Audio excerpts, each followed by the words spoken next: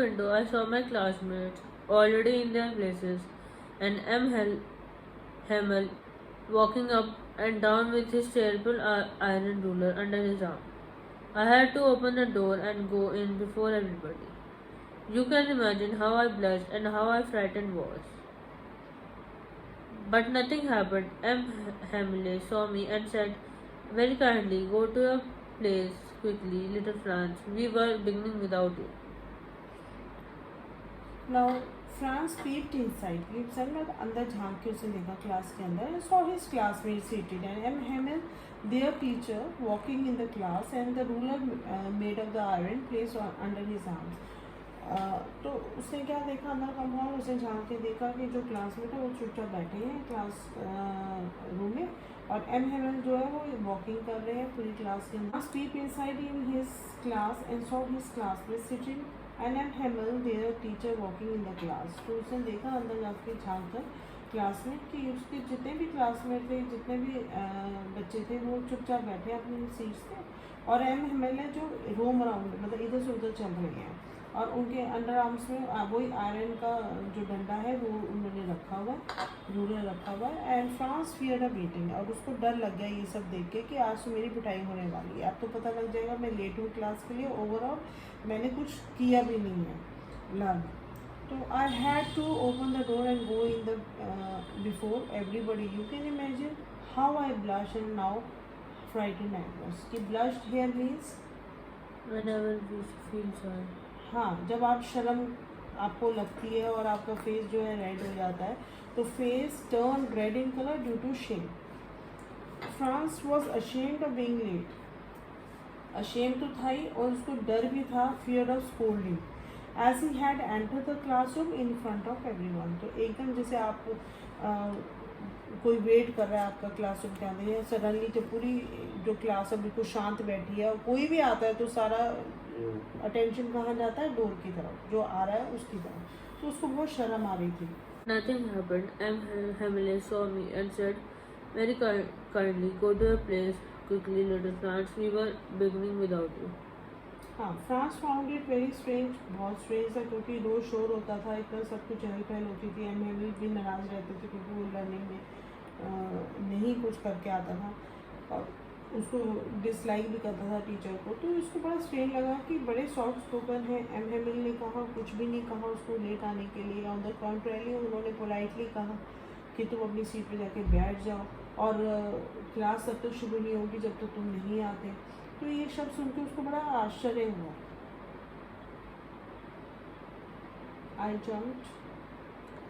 I jumped over the bench and sat down at my desk. Not till then I had got a little over my fright. Did I see that our teacher had on his beautiful green coat, his frilled shirt, and a little black silk cap, all embroidered, that he never wore except on inspections and prize days. Besides, the whole school seemed so strange and solemn. But the thing that surprised me most was to see on the back benches that were always empty the village people sitting quietly like ourselves. Old Hoser with 3 curtained hat, the former mayor, the former postmaster, and the several others beside. तो Franz hurried to his seat. फटाक से अपनी seat पे जाके बैठ गया. After some time when he overcame the scale, जब वो उसको फियर उसका थोड़ा कम हुआ, डर थोड़ा कम हुआ, he was comfortable. Then he notice that there teacher has worn his best embroidered that day. यानी कि उसने बहुत अच्छा कॉस्ट्यूम पहना हुआ था टीचर ने. जो ज़्यादातर क्या होता था, या तो किसी ओकेजन में वो पहनते थे लाइक इंस्पेक्शन एंड ऑल, या फिर प्राइज डिस्ट्रीब्यूशन डे होता था तब वो पहनते थे ऐसे कपड़े. Franz wondered if that was not a normal day. कि आज तो ये इसको नॉर्मल डे है, कैसे पहन लिया, तो ये नॉर्मल डे नहीं है आज अगर इन्होंने ऐसे कपड़े पहने हैं. तो then what could be the reason M Hamel to wear his dress. और भी क्या रीज़न हो सकता है अगर एम हेमल ने अपनी अच्छी फेवरेट ड्रेस अगर ये पहनी है. और हेयर अ 3 कॉर्नर्ड हैट का मतलब होता है 3 कोने। आपने ब्रिटिशर्स को देखा होगा, उनके हैट का भी पिक्चर्स देखी होगी, तो आगे से भी नुकीली होती है, साइड से भी, लेफ्ट राइट से भी थोड़े कॉर्नर निकले होते हैं, उस टाइप की हैट होती है। तो solemn here means serious. Beside the whole class seen so strange and solemn, solemn का मतलब होता है सीरियस। जब पूरी क्लास स्ट्रेंज लग रही थी, सीरियस लग रही थी, but the thing that surprise me the most, जो बैंक बेंचेस थे, जो पीछे के जो बेंचेस थे वो खाली रहते थे, ठीक है, बेंचेस खाली रहते थे, वहाँ कोई बैठता नहीं था। लेकिन आप सरप्राइजली कौन बैठा हुआ था वहाँ पे? Village. हाँ, विलेज पीपल बैठे हुए थे और चुपचाप बैठे हुए थे, जिसमें ओल्ड हाउसर था and with his 3 corner hat पहन के, जो अच्छे लेवल के लोग होते थे वो बैठे हुए थे। द फॉर्मर मेयर था, the former post master and several other besides, और भी बड़े लोग वहाँ बैक बेंचेस की तरह पीछे बैठे हुए थे। Everybody looked sad, and Hauser had brought an old primer thumb at the edges, and he let it open on his knees, with the great spectacles lying across the pages. Primer here means basic reader of any language, ठीक है। आप primer other language में बोलो कि जो हम पहले पढ़ेंगे उसको, उसके बाद उसे अप्लाई करेंगे। लेकिन जैसे आप किसी लैंग्वेज को सीखने से पहले उसके इंग्लिश जैसे आप सीखते हो तो अल्फ़ाबेट सीखते हो, राइट। हम अगर कॉस्मेटिक में भी कुछ लगाते हैं तो वी पुट प्राइमर, तो वो प्रोटेक्ट करता है। तो ऐसे ही जब आप बेसिक रीडर आप हो किसी लैंग्वेज के, तो उसे प्राइमर बोला जाता है, ठीक है। Basic reader of any language को प्राइमर बोला जाता है। Thumbed here means torn and damage. They all look sad, सब लोग उदास लग रहे थे। Hauser had brought his reader which was old and torn, तो अपने साथ वो बुक, एक रीडर, देखो बुक दिख रही होगी आपको पिक्चर में, वो लेकर आया था और वो बहुत ही पुरानी, गंदी और थोड़ी सी फटी हुई भी थी। He had open it, kept on it on his knees, उठाई उसने, खोली, अपने नीज के ऊपर रखी वो किताब, and had place his spectacled on it, और अपने जो चश्मा था उतार के उस बुक के ऊपर रख दिया। While I was wondering about it all, M. Helen mounted his chair and, in the same grave and gentle tone which he had used to me, said, "My children, this is the last lesson I shall give you. The order has come from Berlin to teach only German in the schools of Alice and Lorraine. The new master comes tomorrow. This is the last French lesson. I want you to be very attentive." Grave here means Serious. serious. France was confused and could not figure out what was happening lately. बहुत ज़्यादा confused था, नहीं समझ में आ रहा था उस दिन उसको क्या हो रहा है उसके साथ। Just then M. Hamel told them that it was their last lesson in the French. और उसी समय बोलते हैं M. Hamel, आज मैं आपको फ्रेंच का लास्ट लेसन पढ़ाऊंगा। As Prussian जो थे in Berlin had ordered that French language would no longer be taught in the school of Alice and Lorraine, and that German language be taught instead. यानी कि French language नहीं पढ़ाई जाएगी, अब Berlin का order था और उसकी जगह जर्मन लैंग्वेज पढ़ाई जाएगी। The German teacher would arrive the next day, कल आएंगे जर्मन टीचर, और आज मेरा आखिरी दिन है। This was my last lesson in French and he wanted to pay them attention. तो वो कहते थे कि सब लोग अटेंटिवली सुनो मेरे लेसन को, जो मैं लास्ट का आपको लेसन दिया था। What a thunderclap these words were to me. Oh, the Frenches, that was what they had put up at the town hall. हाँ, thunderclap here means used in comparison to, refer to something startling or unexpected. ये कुछ unexpected था, नहीं expect कर रहे थे लोग। Wrenches here means here it refers to an unfortunate hand, कि कुछ एकदम अचानक हो जाना है, ठीक है। तो France was shocked to know that he could not learn French any longer, and now he knew the latest news that had been put on the bulletin board of the town hall. अब उसे समझ में आ रहा था कि bulletin board के पास इतनी भीड़ क्यों थी, यही न्यूज़ है जो वहीं थी, ठीक है, वो वहीं थी इस वजह से। और आज उसको बड़ा सरप्राइजली शॉक फील कर रहा था कि आज फ्रेंच का लास्ट लेसन है, जिसको वो कभी भी इंटरेस्टेड नहीं होता था पढ़ने के लिए। My last lesson? Why, I hardly knew how to ride. I would never learn any more. I stopped there then. Oh, how sorry I was for not learning my lessons, for seeking birds' eggs or going sighting on the swamp. Sa. Sir, my books that Sar have here means a river. एक river जो विच passes through France. ठीक है. France जो था regret कर रहा था कि मैं इतना टाइम पे सीरियस क्यों नहीं था टुवर्ड्स माई स्टडीज, एंड मैंने अपना जो टाइम है again I wasted his time in hunting birds. जो बर्ड्स के एग्स होते थे उनको कैच करना, या playing with the Saar river, पानी में जाके खेल लेना रिवर में. तो ये इन सब चीज़ों में वो उसने टाइम बहुत ज़्यादा लगाया था और डिसलाइक करता था फ्रेंच लैंग्वेज को, तो उसको अब रिग्रेट हो रहा था.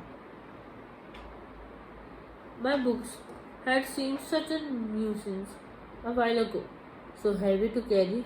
My grammar and my history book of the saints were old friends now, and I couldn't give up. And M. Henry too. The idea that he was going away and I should never see him again made me forget all about this ruler and how cranky he was. Nuisance here means problem और burden. आपने लिखा नहीं है तो you just write down the meaning if you have missed some of the meaning. Nuisance here means problem और burden. couldn't give up means cannot leave.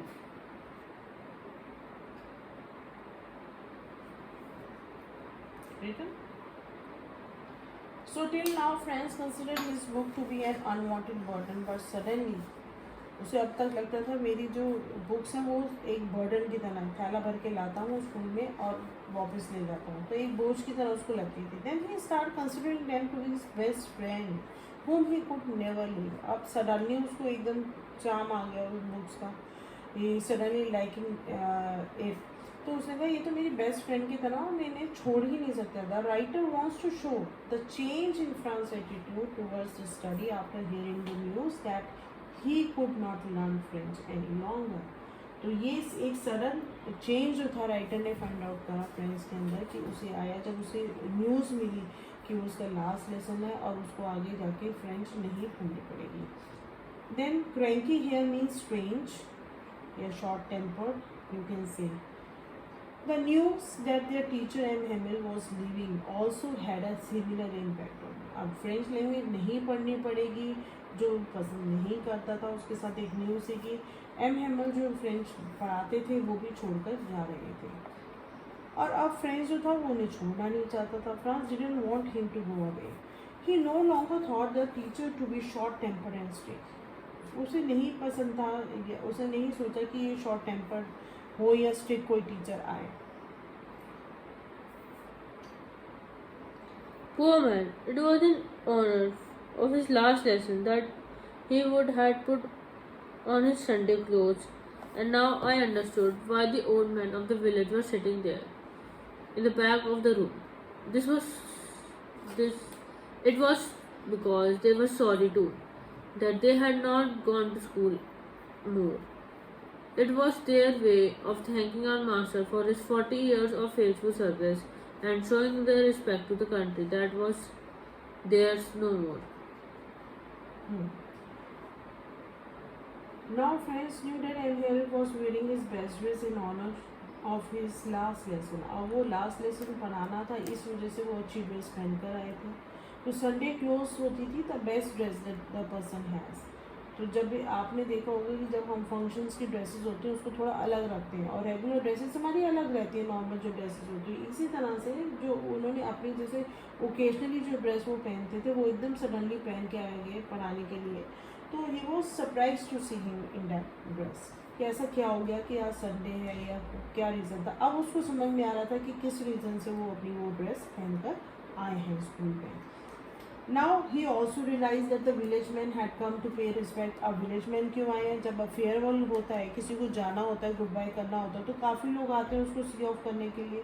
तो वो समझ गया था कि गांव के लोग क्यों आके वहाँ बैठे हैं, और वो रिस्पेक्ट देना चाहते थे एमएमए को और थैंक करना चाहते थे for his services for 40 years in that school. कि 40 साल से वो हमारे स्कूल में पढ़ा रहे हैं, हमारे गाँव के स्कूल में पढ़ा रहे हैं, और उनको एक तरह का वो थैंक करना चाहते थे.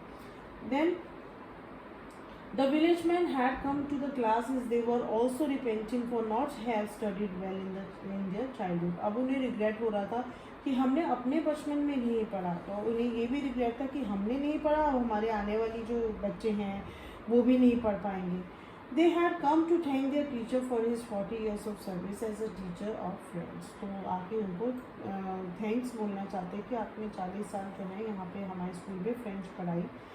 और and also they wanted to show respect to their country and was sad as their mother tongue French would no longer be taught to them. अब उन्हें ये भी था कि भी हमारी जो मदर टंग है अब नो लॉन्गर वो नहीं पढ़ाई जाएगी क्योंकि वो लोग हार गए थे. While I was thinking of all that, I heard my name called. The teacher calls out France. उससे एकदम जब ये बातें हो रही थी, सोच विचार हो रहा था, तो एकदम टीचर ने उसका नाम पढ़ा, बुलाया. तो फ्रांस बोला and his turn to decide the topic of participle. अब उसकी टर्न आ चुकी थी पार्टिसिपल पढ़ने की, जो वो नहीं पढ़ कर आया. While I was thinking of all this, I heard my name called. It was my turn to decide that what would I not have given to be able to say that dreadful rule for the participle, although very loud and clear and without one mistake. But I got mixed up on the first words and stood there, holding on to my desk, my heart beat and no daring to look up. So it was my turn to decide. अब dreadful here means frightening, डर लग रहा था उसको. As the news had impacted France, जब ये news आई उसके impact क्या पड़ा उसका, he was eager to study and so. तो उसको अंदर से इच्छा जाग पड़ी कि नहीं मुझे तो फ्रेंच पढ़नी है. And he was desperate to show his eagerness. और वो desperate हो रहा था कि मैं कैसे दिखाऊं कि मुझे वाकई में फ्रेंच पढ़नी है, मैं यहाँ पर इंटरेस्टेड हो रहा हूँ. I just started liking it. He wanted to able to decide the topic in one go. वो डिसाइड करना चाहता था कि एक ही बारी में अच्छे तरीके से बोल दे without any mistake and please his teacher, ताकि जो टीचर है वो खुश हो जाए. His desperation is reflected in his willingness to give away all that he had in learned for reciting the lesson well. अब उसने चांस तो लिया, करने की कोशिश भी करी. Mixed up here means confused. As France did not know the lesson तो पता नहीं था, पढ़ा था नहीं. He got confused and stood quietly. अब वो खड़ा हुआ, अंदर से इच्छा थी कि मैं सब कुछ वन गो में कर लूँ ताकि टीचर को अच्छा लगे, लेकिन ऐसा कुछ हुआ ही नहीं.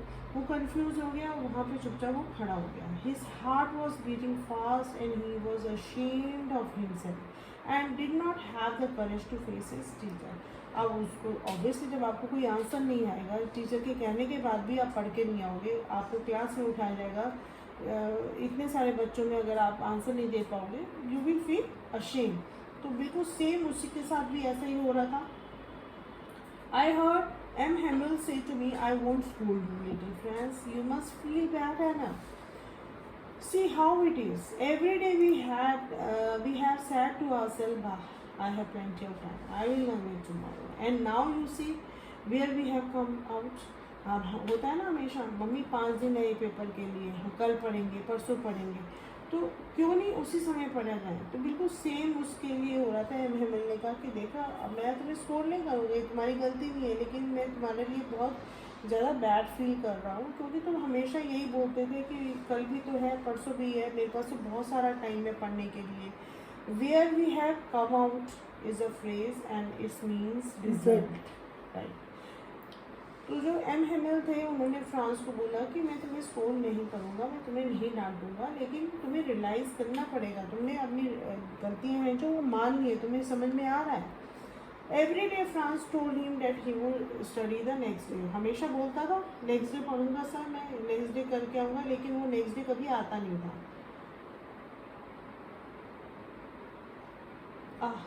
That's the great trouble.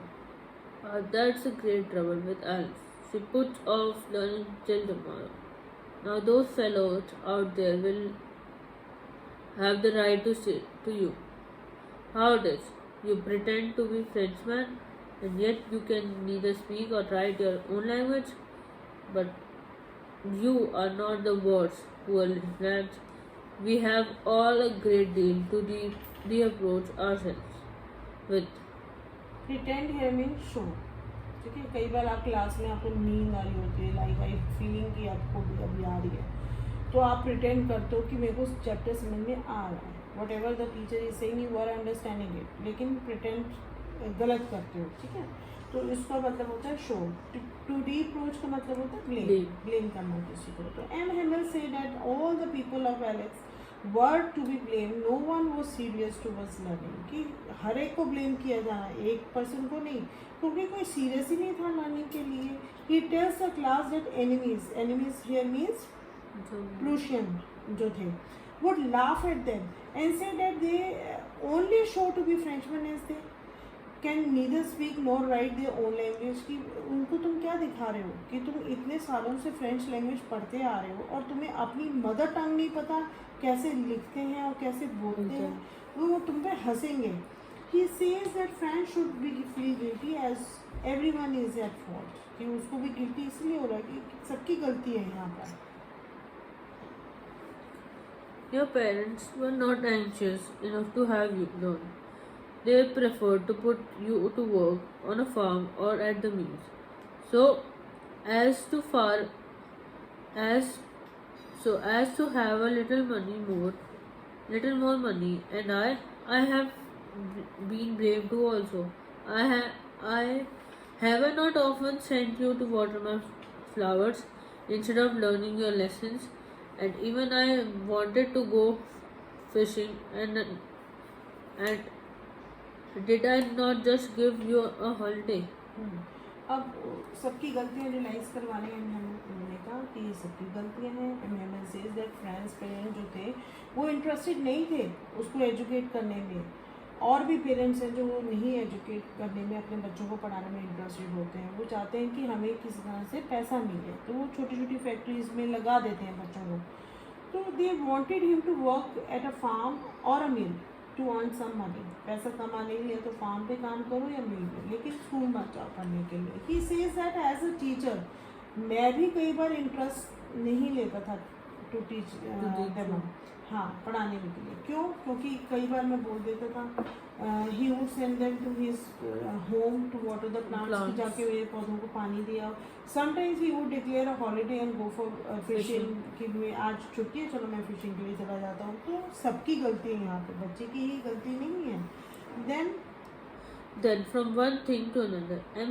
Hamilton went on to talk of the French language, saying that it was the most beautiful language in the world, the clearest and the most logical, that we must guard it among selves and never forget it, because when a people are enslaved, as long as they hold to their language, it is as they had the key to their prison. M Hamel praise there mother tongue, वो तो praise करते थे, अच्छी लगती थी mother tongue language. French language as being the most beautiful, clear language है, सुंदर language है, लॉजिकल लैंग्वेज है in the world. He tells the class to guard, अब एमसीक्यू में ये आ सकता है, beautiful, clearest, most logical language in the world. He tells the class to guard there language as it is the only way to free oneself from the prison of slavery. तो कहते थे हर एक को एजुकेट होना पड़ेगा, अपनी mother tongue लिखनी और पढ़नी आनी चाहिए, नहीं तो आप स्लेव बन के रह जाओगे। If a person knows his mother tongue well, no one can enslave him, कोई बंदी बना के नहीं रख सकता अगर आपको अपनी मदर टंग पता हो, लिखनी आती हो, पढ़नी आती हो। Knowing the mother tongue well a language is a tool to fight domination, ठीक है, एक टूल की तरह काम करता है ये। Then he opened a grammar and read out our lesson. I was amazed to see how well I understood it. All he said seemed so easy. I think too that I had never listened so carefully, and that he had never explained everything with so much patience. It seemed almost as if the poor man wanted to give us all he knew before going away, and put it all into our heads at one stroke. At one stroke here means at One once, time. ठीक है, एक ही बार में हो जाए सब कुछ। The teacher took a lesson in grammar में लिया. Daddy France was surprised that he understood the lesson with ease. बहुत अच्छे तरीके से समझ में आ गया जो लेसन उन्होंने लास्ट लेसन लिया. He felt that he had been attentive and that M. Hamill also explained the lesson with lot of patience. दोनों तरफ था. एक लास्ट लेसन था तो टीचर भी इंटरेस्टेड था पढ़ाने के लिए, बहुत अच्छे तरीके से पढ़ा रहा था. स्टूडेंट था वो भी इंटरेस्ट लेके पढ़ रहा था, उसको भी समझ में आ रहा था क्योंकि उन्हें पता था कि आज के दिन के बाद वो फ्रेंच लैंग्वेज ना तो वो पढ़ेंगे ना वो पढ़ाएंगे. ठीक है. Then After the friends felt the teacher wanted to give them all the knowledge he had before leaving it. तो वो ये देख रहे थे कि टीचर जो है वो इस तरह से पढ़ा रहे हैं कि अपनी जितनी नॉलेज वो बच्चे को दे सकते हैं वो आज ही सारी नॉलेज दे देंगे before leaving there. After the grammar, we had a lesson in writing. That day, M. Helen had new copies for us, written in very beautiful round hand, France, Alice, France, Alice. They looked like little flags floating everywhere in the school. Hung from the road at the top of our desk. You ought to have seen how everyone set to work and how quiet it was. The only sound was the scratching of pens over the paper. Once some beetles flew in, but nobody had paid any attention to them. After grammar जो next lesson हुआ वो writing का था. ठीक है. M Hamel give the class new notebooks. नई notebook दे दी with France Alsace beautifully written on them. ये लिखा हुआ था slogan. Then they looked like little flags की तरह थे जो फ्लोट कर रहे थे everywhere in the school room. ऊपर से हंग कर रहे थे. रॉड जो टॉप का था या डेस्क के ऊपर लटके हुए थे. You ought to have seen how everyone said to the world. Franz को जो था वो अपना भक्ति लगने लगी क्लास में कि जो पूरा एनवायरनमेंट है पूरा ऐसे देशभक्ति से भरा हुआ है कि सब जगह मुझे फ्रेंच के झंडे और ये सब लिखा हुआ मिल रहा है. The notebooks were like flags of France that were floating all around. कि बिल्कुल फ्लैग की तरह लग रहे हैं और जो फ्लोट कर रहे हैं पूरे around. The entire class was busy writing. Busy थी राइटिंग में भी. और द ओनली साउंड किसकी आती है जब आप बिजी होते हो तो, और पिन ड्रॉप साइलेंस होती है तो पेपर और पेन की आती है. तो वो क्लियरली सुन पा रहे थे कि पेन जो है जब वो पेपर पे लिख रहे थे तो साउंड आ रही थी. और Beetles. हाँ beetles here means Large size insect. हाँ एक इंसेक्ट होता है. ठीक है. बीटल जो एक लार्ज साइज इंसेक्ट है. और not even the little ones means ये रेफर किया गया है पिजन से. Not even the little ones. ठीक है. लार्ज साइज इंसेक्ट आपका बीटल है. लिटिल वंस की जब बात होगी तो you will refer to pigeons. Who worked right on pressing their fish hooks means fish hook पता है ना मछली पकड़ते हैं मतलब हाँ. तो इसका मतलब होता है स्क्रैचिंग विद योर क्लॉज. पंजे से जैसे आप स्क्रैच करते हो वैसी साउंड आती है. ठीक है. Once some mosquito flew in the class, but no one panicked as everyone was busy in writing. सब लिखने में मस्त थे क्योंकि सबका लास्ट लेसन था. राइटिंग में मस्त थे, लिखना चाहते थे. तो कुछ मॉस्किटोज भी आए लेकिन उनकी तरफ ध्यान किसी ने गया. The writer considered the pigeons sitting on the roof of the class to be student as well as say that even pigeons were busy scratching the roof with their claws. And it seemed that they were also busy writing the task of French language. तो उन्हें ऐसे लग रहा था कि pigeons बैठे हुए इन्होंने रेफ़र किया है. ठीक है. इसको और उन्हें ऐसे लग रहा था रूफ के ऊपर बैठे वो भी फ्रेंच का लास्ट लेसन जो है वो ले रहे हैं और स्क्रैच कर रहे हैं अपने पंजों से रूफ के ऊपर. तो on the roof the pigeons cooed very low. अब कूड हेयर मीन्स साउंड जो कूक करते हैं पिजन्स की जो साउंड होती है. The coo sound of the pigeon could be heard in the class. Obviously जब आप पूरी क्लास में आवाज़ नहीं है और कोई इंसेक्ट हो, एनिमल हो, बर्ड्स हो, उनकी चिटपिंग की कोई भी साउंड होगी आप इजीली सुन सकते हो. तो ऐसी वो साउंड आ रही थी पिजन्स की और पूरी क्लास में फैली हुई थी. सब सुन रहे थे. Franz wondered at would the Persian force the pigeons also to change the language and coo in the jungle, कि अभी पर्शियन की पूरी मिलिट्री फोर्स आएगी और पिजन्स को भी बोलेगी जो तुम कू बोल रहे हो वो भी आप फ्रेंच में नहीं बोलोगे, वो आप जर्मन में बोलोगे. The writer wants to say that language comes naturally to be being and it cannot be forced upon anyone. तो obviously writer जो है कि इनबिल्ड होता है, आपकी मदर से आपको मिली, आप अपने बच्चों को दोगे, ये आपको फोर्सफुली नहीं बुलवा सकती language. Be in the pigeons और द फ्रेंचमैन, या तो आप पिजन से बुलवा लो या फिर आप हम लोगों फ्रेंचमैन से बुला लो. Whenever I looked up from my writing, I saw M. Harris sitting motionless in his chair and gazing first at one thing, then at another, and he wanted to fix in his mind just how everything looked in that little schoolroom. Fancy, for 40 years he had been there in the same place, with his garden outside the window and his class in front of him. Yes. So in between writing, first do the word meaning. Gazing here means looking intently. Gazing here means looking intently. You have written. Fix it. Fix in his mind means Look. To look. no. Fix in his mind. किसी चीज को store कर लेना mind में, fix कर लो अपने mind में. कल पेपर है, परसों पेपर है, ये टॉपिक्स हैं, ठीक है. स्टोर और keep for ever. Write down if you have written wrong one, just correct it. So in between writing, Franz looked at Hamill, who sat still and stared at the different things in the classroom in succession as he wanted to memorize the appearance of everything before leaving.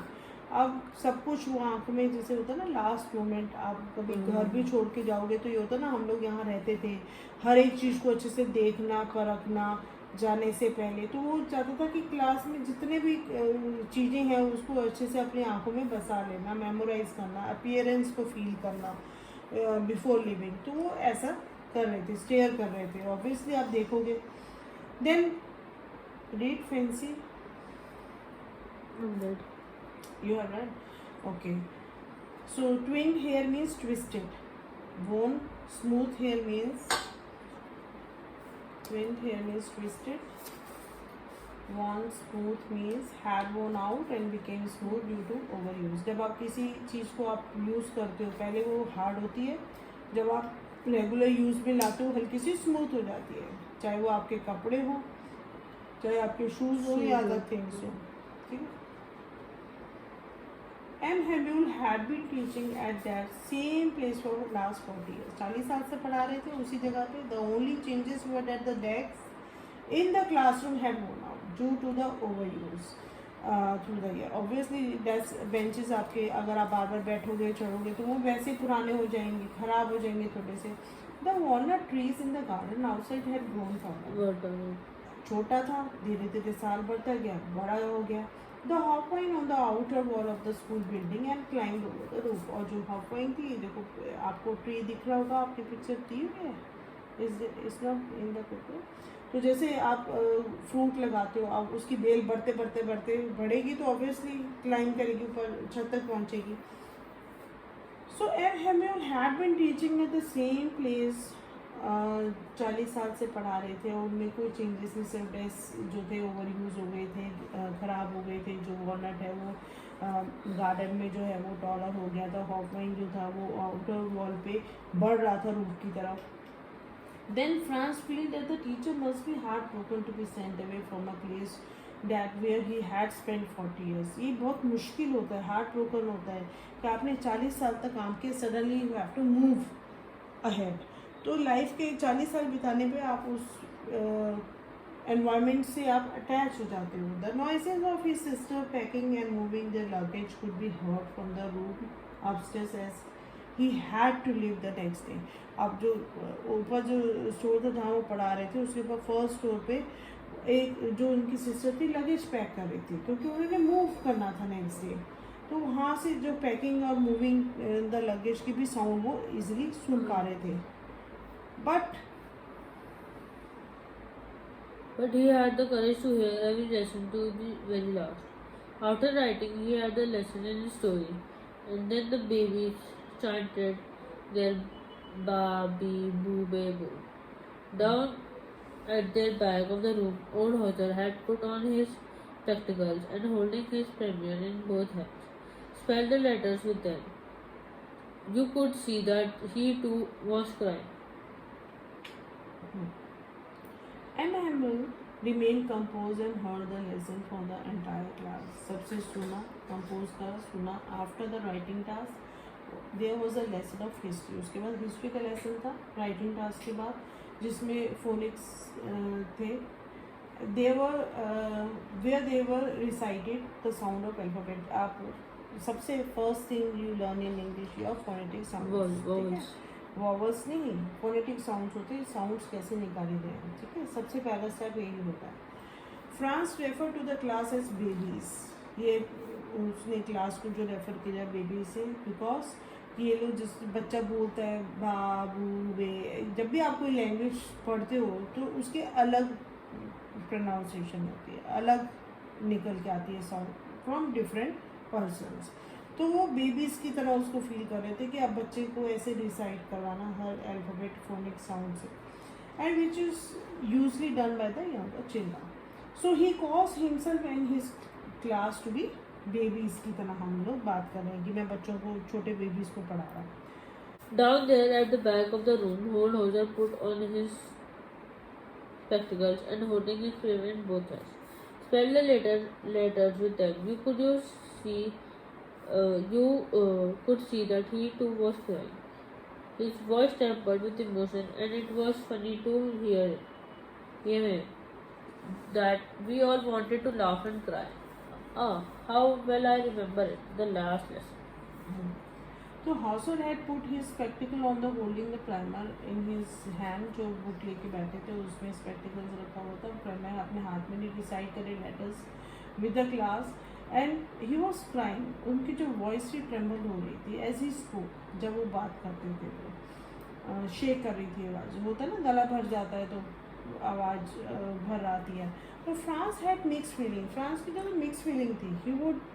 He found it funny to see how the old man like Hauser was crying, कि इतना बड़ा बुजुर्ग आदमी रो रहा है, उसकी जो voice है शेक कर रही है, ट्रेबल कर रही है. ऑन द अदर हैंड वो इमोशन उसके निकल के आ रहे थे.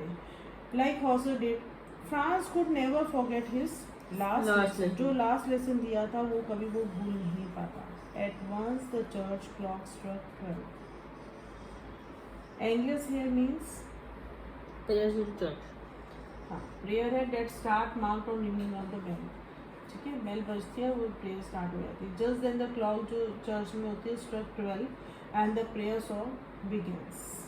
ठीक है, जैसे ही 12 बजेंगे प्रेयर सॉन्ग जो है वो शुरू हो जाएगी.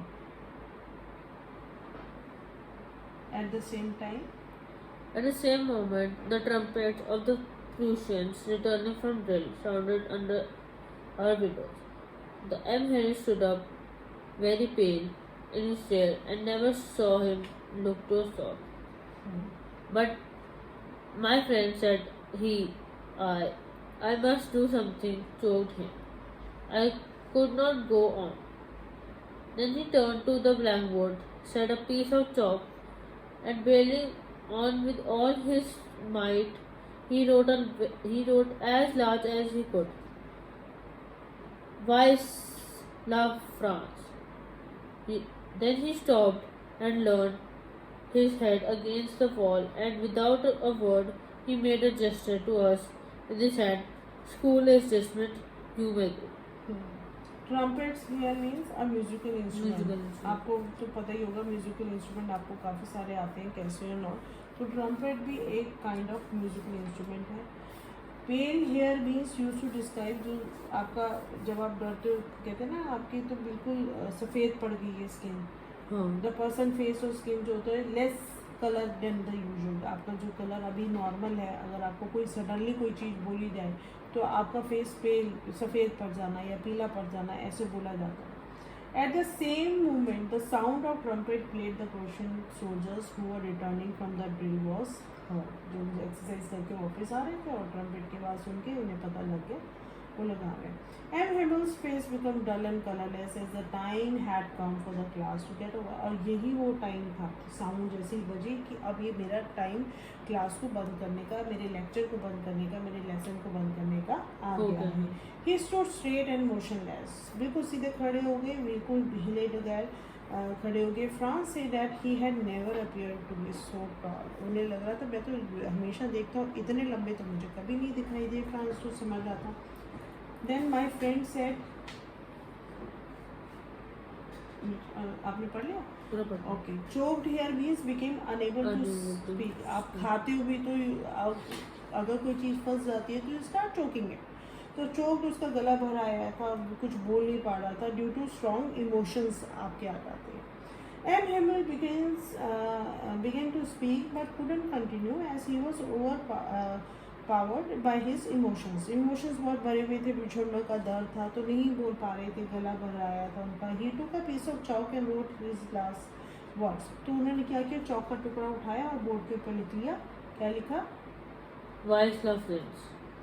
हाँ, वाइवा फ्रांस. मीनिंग इसका क्या है आपको बताया था मैंने, ये एमसीक्यू में आ सकता है. Long live France. Long live France. ठीक है. ऑन द ब्लैक बोर्ड पे उसने लिख दिया as a large as he could, बहुत बड़ा बड़ा लिखा, long live France. Then he stopped and leaned his head against the wall, and without a word he made a gesture to us and with his hand. Wall की तरफ उठकर खड़े हो गए और उन्होंने एक जेस्टर बनाया, school is dismissed you may go. ऐसे हैंड का जेस्टर उन्होंने बनाया, चले जाओ अब स्कूल खत्म हो गया. Gesture here means a signal दे दिया उन्होंने. ठीक है. देन ही स्टॉप राइटिंग, उन्होंने लिखना बंद किया. Bent towards the wall and without speaking anything signal the class to leave and class was over. समझ में आया आपको लेसन बेटा? Already done. तो इसमें वर्ड मीनिंग्स आप एक बार दोबारा करेंगे, डिसाइड करेंगे, and the phrases they are coming उसको तो उनकी मीनिंग्स आप जरूर देखना ध्यान से. Was your lesson? Have you understood the summary and the lesson also? Just do the word meaning and take one of the book and do MCQs. ठीक है. आपका बुक से फिनिश हो जाएगा जो भी आपकी रिविजन के लिए आप बुक लेकर आए हो. And again download some of the more MCQs from Google. आपको मिल जाएंगे CBSE साइट में जाओगे तो you will get the MCQs. उसकी प्रैक्टिस करो सो डेट आपको और अच्छे से लेसन हो जाएगा.